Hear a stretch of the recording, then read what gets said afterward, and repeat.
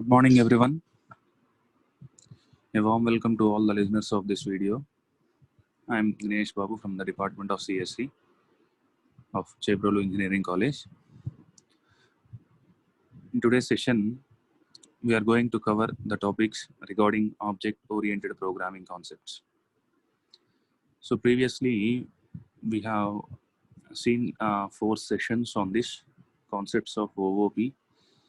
In those 4 sessions, we have covered classes, objects, inheritance, and their types, polymorphism. Among the types of polymorphism, we have covered compile-time polymorphism, and we have seen an example regarding function or method overloading. In today's session, we start with method overriding. That means we start with dynamic polymorphism, that is runtime polymorphism. We start with runtime polymorphism.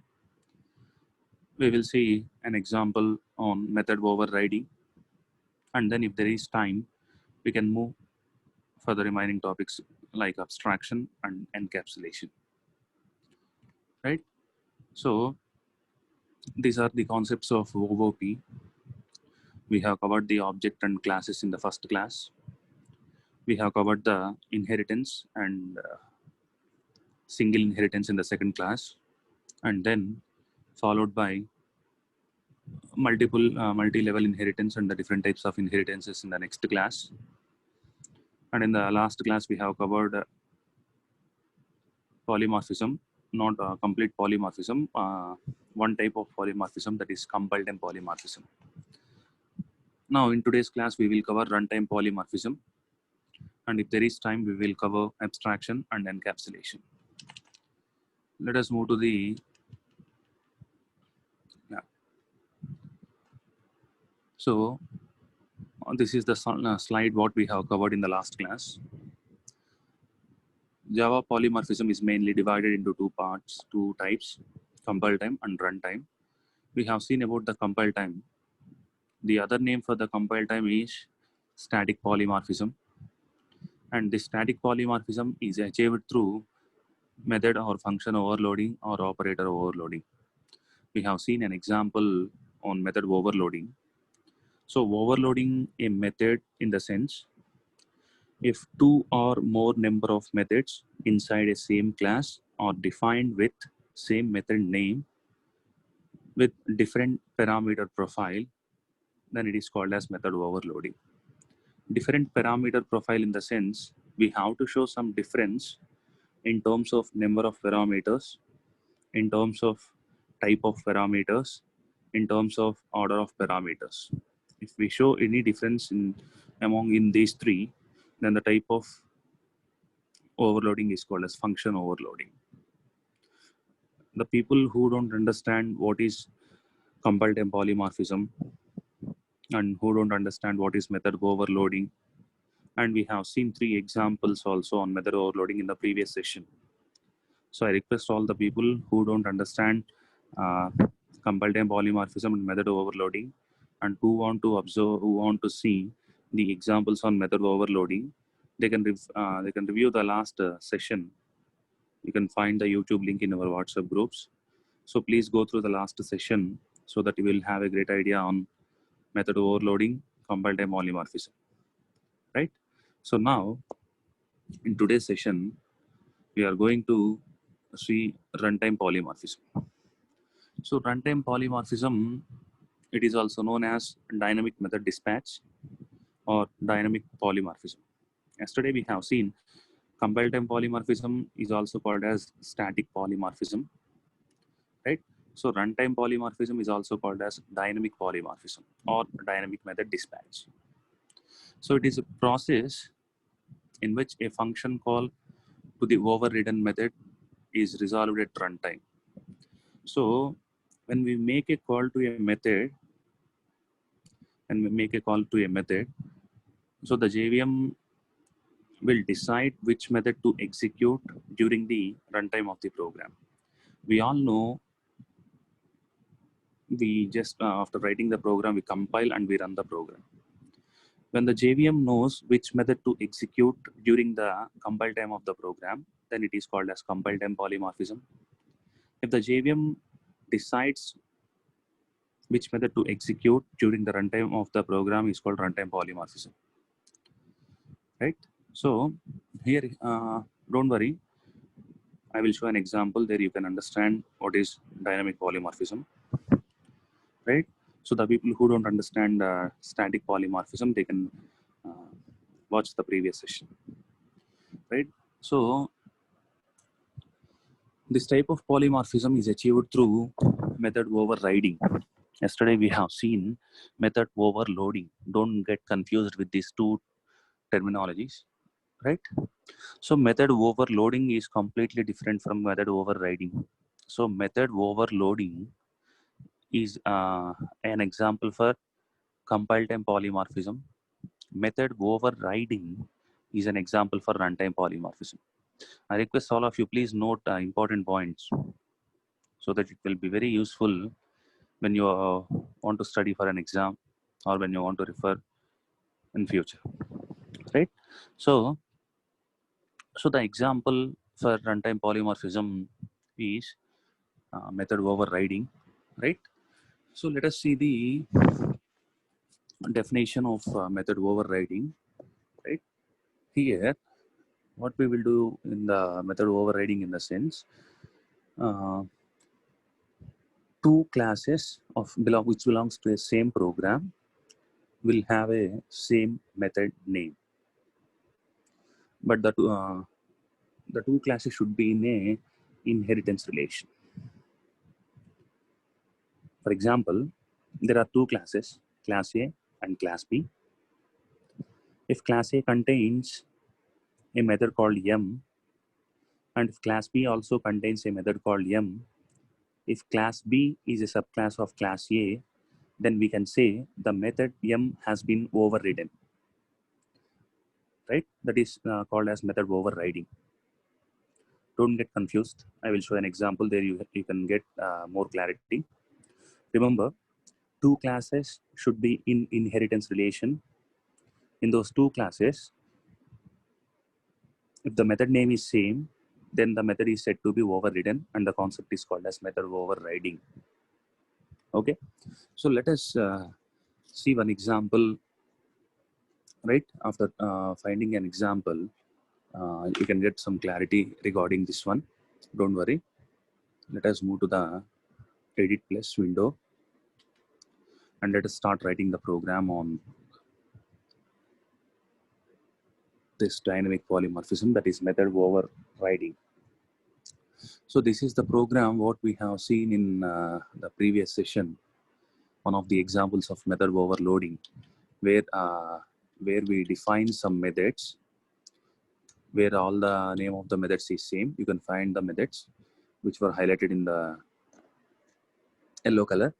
So we have a method called as ECE. So the same method name has been repeated thrice in the same class, but there is some difference in terms of order of parameters. If we want to execute first ECE, we have to pass integer double character values. If we want to execute second ECE, then we have to pass double character integer. And if we want to execute the third ECE, we have to pass character double integer. So there we have shown the difference in terms of order of parameters. In those three methods, the number of parameters is same. First method contains 3 parameters, second method contains 3 parameters, third method contains 3 parameters. But the type of parameters is also same. First method contains integer, character, float. Second method also contains integer, character, float.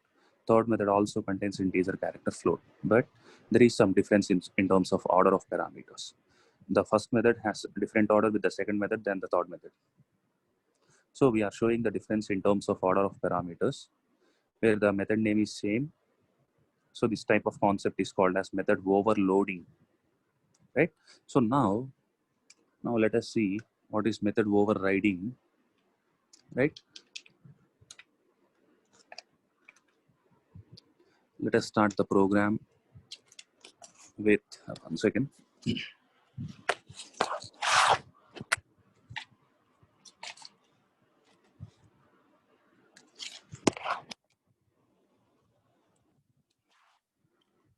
Let us start with a class.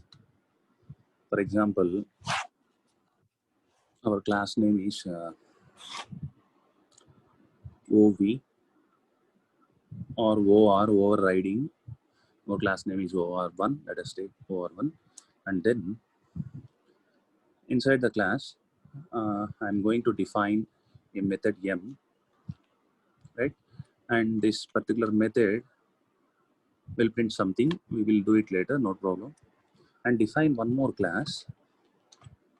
Here the class name is OR2, right? And inside the OR2 also, if we have the same method name, and if OR2 is in inheritance relation with OR1, that means OR2 is a subclass of OR1, right? So the people who don't understand what is this extends keyword, and the people who don't understand what is inheritance and the types of inheritances, you can refer to the previous sections, right? So here, this is an example for method overriding. Here we have used two classes, OR1 and OR2. In those two classes, right, we have defined a method where the method name is same, right, So, and at the same time, these two classes are in the relation of inheritance. Now, I'm writing something like system.out.println, the statement which is used to print something on the output screen. So this will print our college name, Chebdolu Engineering College, over the output screen, right? And then this particular method will print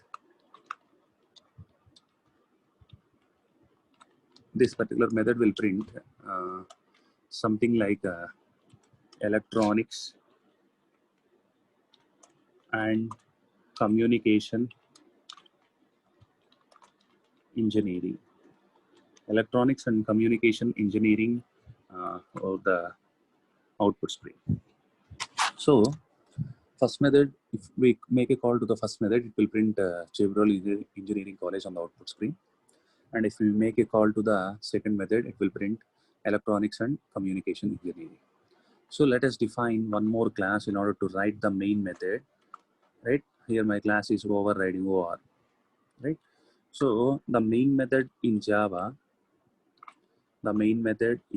is public static void main string. As I said earlier, you can use any of the name here in place of ARGS. It is not a problem, right? So if we observe both the classes OR1 and OR2, they don't have the static keyword. That's why they cannot be moved into the RAM directly.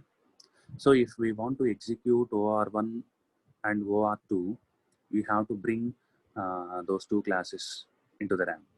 So if we want to execute the method M, which is present in OR1, and the method M, which is present in OR2, we have to bring those two things into the RAM, right? So before bringing them into the RAM, we need to create some space in the RAM, right? Though both things can be done by a single statement, that is by creating an object. So if we write a statement to create an object, it will create a space in the RAM. At the same time, it will move the non-statical variables and methods of a particular class, right? So here, let us try to create an object for OR2. OR2 space obj, right, equal to new OR2. It is a syntax of creating an object in Java.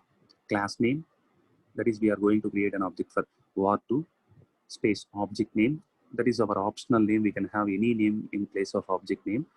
So here I am having obj as my object name. So OR2 space object name is obj equal to, we have to use the new keyword while creating an object in Java. So new keyword, and then we have to mention again the class name.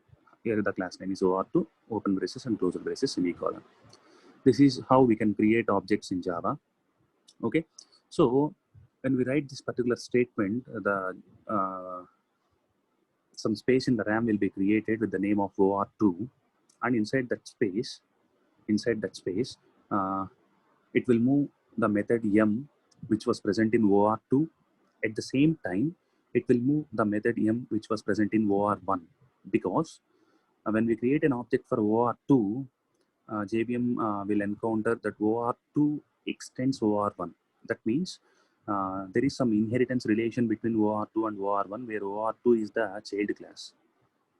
So JVM will bring the method m, which was present in OR2, into the RAM, and then the method m, which was present in OR1, into the RAM, because OR2 is a subclass of OR1, and we try to create an object for OR2.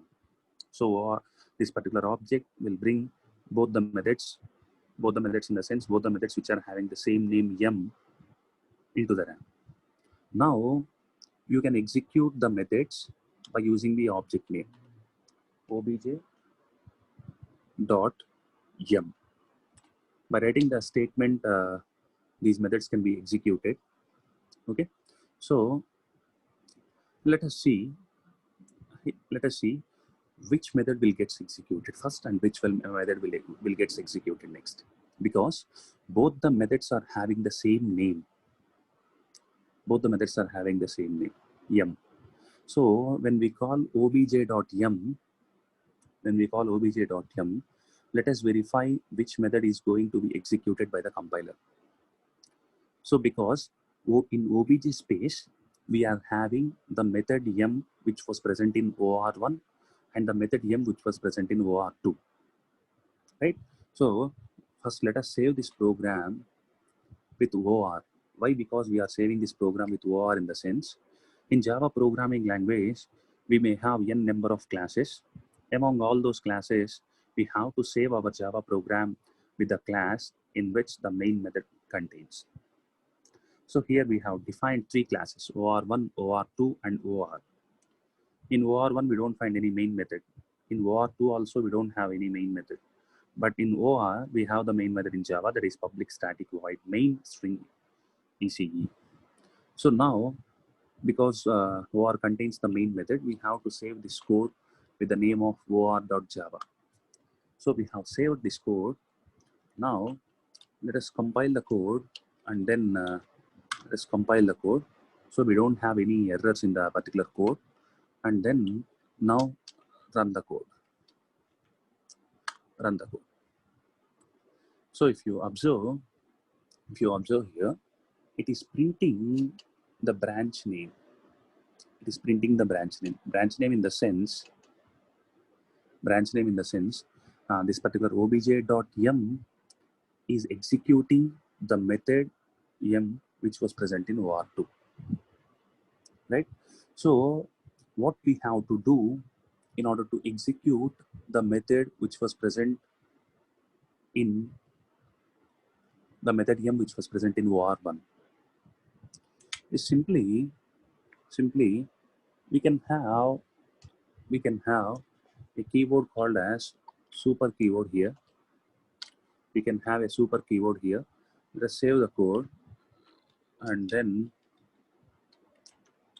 compile the program. One second. Let us have super.m. Let us call super.m here, right? Save the code, compile the program, and then run the program. Now, if you observe the output of the program, we are getting Chebrono Engineering College, at the same time Electronics and Communication Engineering. How this is possible? In the sense, we have used a keyword called as super keyword. So in the future classes, I will explain a couple of keywords: this keyword and super keyword, followed by some of the keywords, important keywords in Java. There you can understand what is the use of super keyword, right? So this is how we can execute both the methods which was present in OR1 and OR2. So this is the example This is the example for method overriding, right? So if you have any doubts regarding this example, you can just comment in the comment box. I will explain you in some other way. It's not a problem, right? So now let us move to the PPT. Okay. So I think all of you got some enough knowledge on polymorphism. So let us revive the entire polymorphism once again with a picture. And this is the picture which is showing what polymorphism and the types of polymorphism. Yeah, you can find here. Polymorphism, these are the two examples of polymorphism, overloading and overriding. So overloading, you can see the blue color box at the bottom. It occurs during compile time. So overloading occurs during compile time, not overloading. JVM will find the method what has to be executed during the compile time of the program. That is why it is called as compile time polymorphism, or the other name for this polymorphism is static polymorphism. On the other hand, on the RHS side, right hand side, so this in the concept of overriding, JVM will decide which method to execute during the runtime of the program. That is why it is called as runtime polymorphism, or the other name is dynamic polymorphism. So what actually happens in overloading and overriding in the sense, let us see overloading. Overloading method where more than one methods share the same name with different parameters or signature and different return type. So overloading in the sense two or more number of methods will share the same name. That means two or more number of methods will have the same name, but there is some difference in terms of parameters. So within the class, we have n number of methods where the name of the methods is same, but there is some difference in terms of parameters. So that concept is called as method overloading. On the other hand, overriding method of superclass by the method of child class, which is done by JVM. So if there is a method in a superclass, and if we repeat the same method in the subclass, same method name in the subclass, that is, if the method name is common, if the method name is same in both the superclass and subclass, then the concept is called as method overriding. Here, JVM will decide which method to execute during the runtime of the program, right? So next one, let us move to the next slide, right? Abstraction. So abstraction in the sense, it is a process of hiding some low-level details. So data abstraction is a process of hiding certain details and showing only essential information to the user. That means, in spite of telling your complete address, we can say you belong to a country. For example, after completion of your BTech, if you went to a foreign country for higher studies like MS, so someone will ask, where are you from? Where are you from? So we can explain the thing in two ways. The two ways are, we can say that I belong to certain door number, certain village name, certain mandal name, certain country, state name, and then certain country. Or else we can simply say, I belong to India. So simply saying India is called as an abstraction. So we are hiding the low level details in the sense, by simply saying I belongs to India, I am hiding my door number, my street name, my village name, or my district name, state name, etc. So abstraction in the sense, we will hide certain low level details and we will show only one essential information to the user, right? So hiding the low level implementation details is called as abstraction, right? And one more general example I want to say for you, that is uh, instead of saying wheels, brakes, lights, clutch, seats, oil tank, etc., we say it is a car, right? If you say car, these all things will be inside the car. So if I say simply a car, that means I am following abstraction. I'm hiding some low-level implementation details, right? And one more example, if I say that you have passed the intermediate examinations, I can say like this, or I can say I passed Sanskrit in inter, I passed English in inter, I passed mathematics in inter, I passed physics in inter, I passed chemistry in inter. I'm not saying that I passed uh, English, Sanskrit, Maths, all these things. Simply, I'm saying that I passed my intermediate. That means I am hiding all these low-level implementation details, all these low-level details, and I'm simply saying I passed intermediate. That means you have passed all the subjects in the intermediate. I'm not saying, I am not saying each and every subject individually. That means I am hiding some details, right? That is called as abstraction. So if anybody of you have watched the movie Three Idiots, in those Three Idiots also, there are two characters, main role and one of the friend of hero. When lecturer asks about one question, he will explain all the details which were present in the textbook. And one other, the hero of the movie will simply say it as an index. So that means the first person don't hide any details and the second person hide all the details, and he simply uses the concept of abstraction, right? I think you understand abstraction, right? So here in Java programming language, abstraction can be achieved either abstract classes or interfaces. So I will explain what is an abstract class and what is an interface in the future sessions. That means I think these topics are covered in unit number 2 and unit number 4. I think abstract classes will be covered in either unit number 3 or 4. Interfaces will be covered in either unit number 4 or 5. So I will explain or I will show an examples regarding abstract classes and interfaces in the next coming sessions, right? So keep one thing in mind. If you hide some details and if you simply say that, that means we are following the concept of abstraction, right? Abstract class in the sense, let us consider a fruit. A fruit. A fruit may be a banana or a mango or a pomegranate, etc. Instead of saying, for example, if I went to a market and I am carrying a basket, and inside the basket I have purchased a variety of fruits. I have purchased the grapes, I have purchased the pomegranate, and then I have purchased mango, banana, apple, etc. So if somebody is asking, I just carried the basket through my street, and when I am walking into the street, one of my friend asked, "Hey, what is this?" At that time, I said, "It is a these are fruits." That means I have followed some abstraction. Instead of saying fruits, if I say bananas, apples, mangoes, and then pomegranate, etc., that means I am not following the concept of abstraction, right? Instead of saying each and every individual fruit name inside the basket, simply I say these are the collection of some fruits or these are fruits.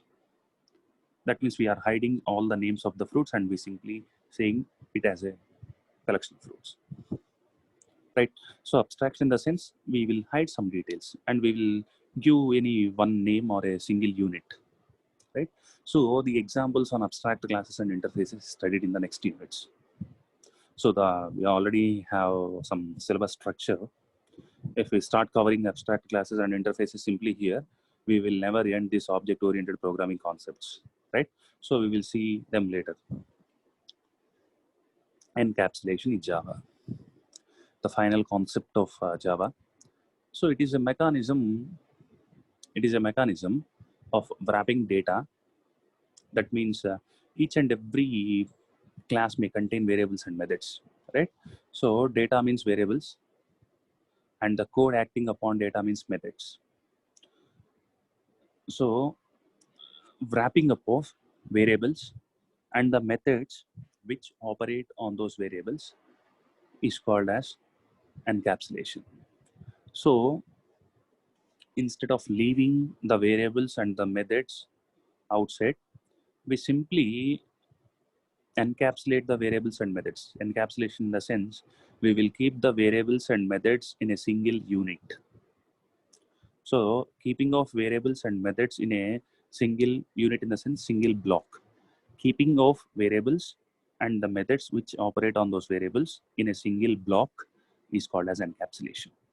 We have already seen the concept of encapsulation in the classes, I think, or in the previous sessions, right? So wrapping up of variables and the methods which operate on those variables in a single block is called as encapsulation, right? Next one, Java comments. So comments can be used to explain Java code and to make it more readable. It can also be used to prevent execution when testing alternative code. Right, comments, these are very essential in programming because some people may or may not understand the Java programming language. But if you put a comment, for example, I have written a Java programming language and I have brought the Java programming language to some of the people who don't even know about Java programming language. They don't understand what is there. They don't understand what is int. They don't understand what is public static void means string args.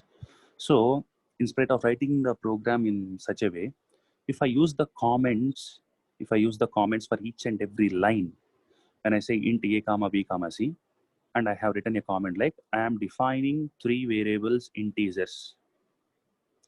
So then if a person who don't have any knowledge regarding the Java, if he or she sees the particular comment, then he will have some idea on the statement what you have written there. So in order to make the Java program more readable, or in order to show the program in a more convenient way to the users, we use these comment lines. So we have already seen the comment lines in C programming language also. Right, in C programming language also, while explaining on the board, I have written some comment lines by using double slash symbols, star, slash, and slash star. I think you remember all those things. The same things have been followed here. As I said in the previous classes also, if you know C programming language well, 30% of the Java will be completed. Right? So the comments, what we follow in C programming language, right? We have different types of comment lines, single line comments, multi-line comments, and documentation comments. The same thing will be followed in Java also. In Java also, we have the types of comments, single line comments, multi-line comments, and documentation comments. So the single line comment is used to comment only one line. So if we have a comment on the statement in program, if the comment is enough in a single line, then we can use this single line comments. And if we have a comment which cannot be completed in a single line, then we have to go for multi-line comment. And documentation comment is used to create documentation application interface. To create documentation application interface, you need to use Java doc tool. That is a different concept. Documentation comment in the sense, we will use the documentation comments in the starting of the program, so that the people will study the documentation and they will come to a conclusion for what the program belongs to. Okay, next one. So let us see what we use for single line comments and what we use for multi-line comments and what we use for the documentation comments. First one, single line comments start with 2 forward slashes. So there will be 2 slashes, forward slashes. So any text between slashes and the end of the line is ignored by the Java.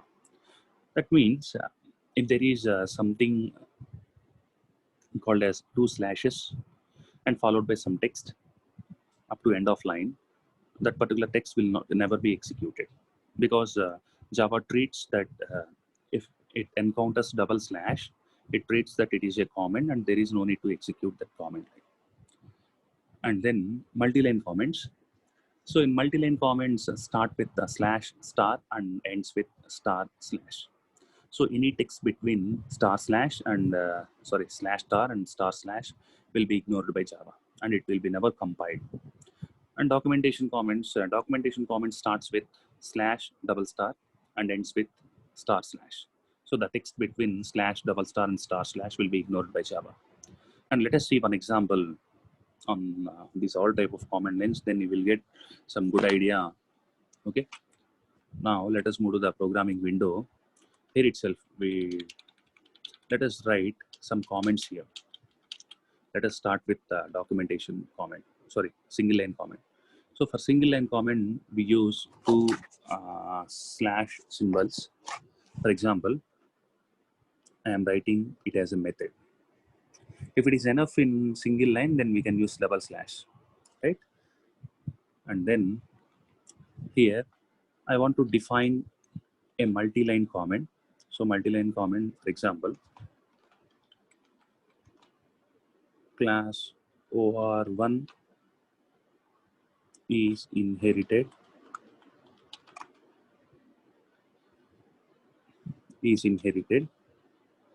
OR1 is a parent class and OR2 is a child class.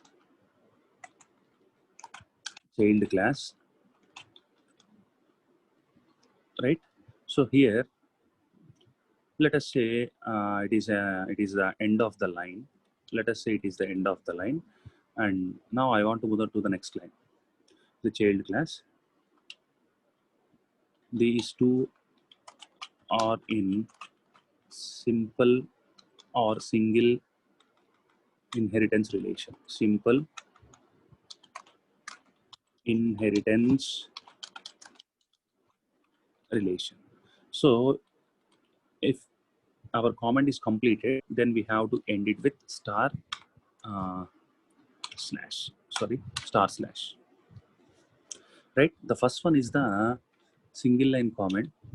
Right? The first one is the single line comment, and the second one is the multi-line comment, where it starts with star slash and slash star and ends with star slash. Right? So just compile the program. You will never get an error.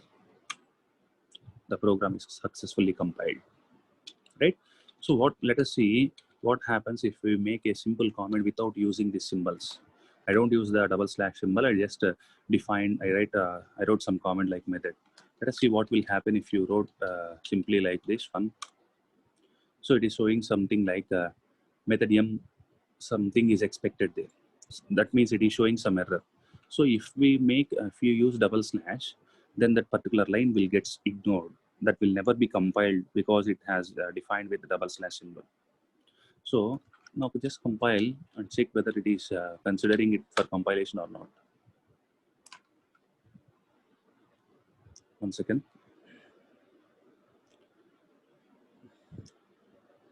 Yeah, you can find here.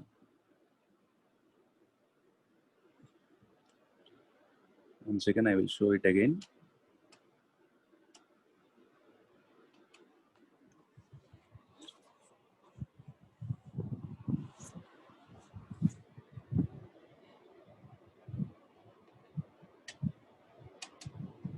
It is not responding.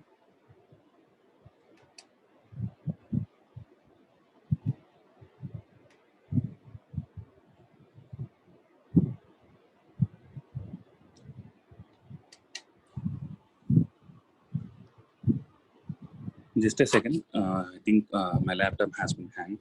It is not responding. Yeah, now it is okay. Okay, let us compile. Let us check whether the thing is working or not.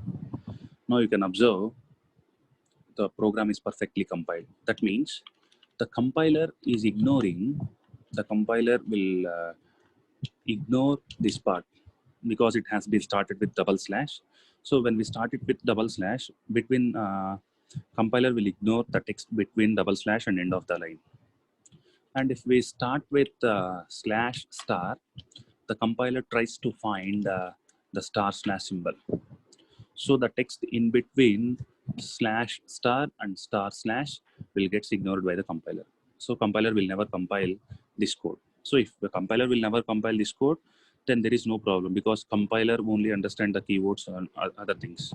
If we use the other things other than keyword, the compiler will never understand. So if anything is in between slash star and star slash, it will never be compiled.